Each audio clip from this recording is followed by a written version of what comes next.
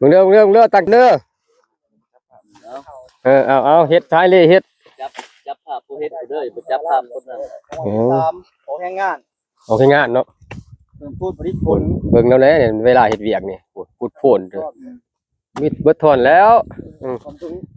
เบิ่งได้บ่มาขายเนาะอ๋อเพิ่นเฮ็ดโอ้ดูกำไรแล้วนี่สร้างคนหัวโพดให้เลยก็ดึงมาจากบ้านโอ้ดึกเลยมาแล้วถามหาไม่ใช่มาอย่างหลายดูชื่อว่าตั้งตาเขาเห็นขายชื่อบ้าวะเที่ยงเขาก็เห็นใหญ่นี่บางหาคิดพอดไม่น้อยเดี๋ยวนะน่าตะดวงเลยนี่กูไปสูงนี่ใส่บ้ารถเข็มพ่นกระแปกกระสอบฮะ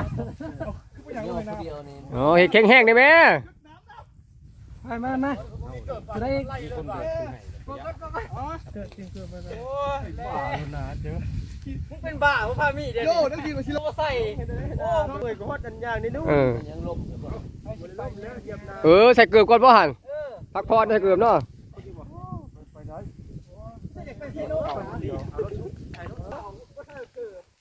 ไม่ทันนะได้เมื่อยไปไม่ชันกระทาเดียวสุดทากันมาก่อนมันจับมันยังแบกผู้เดียวนะคนละเบื้องมีป่าได้นี่มีดูป่านี่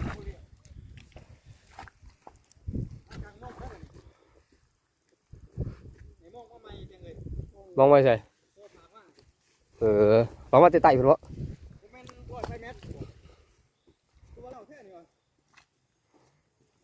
ยังไม่พี่น้อง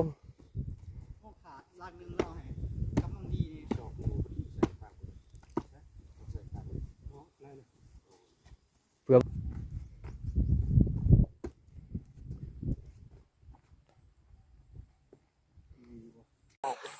มึงเด้อตักเด้อเอาเฮ็ดท้ายเลยเฮ็ดจับภาพผู้เฮ็ดเด้อบ่จับภาพคนนั้นตามโอแห่งงานโอเคงานเนาะพูดผลิตผลเบิ่งแล้วแหละเนี่ยเวลาเฮ็ดเวียกนี่พูดโพนเด้อมีเบิดทอนแล้วเบิ่งได้อ๋อเพิ่นเฮ็ด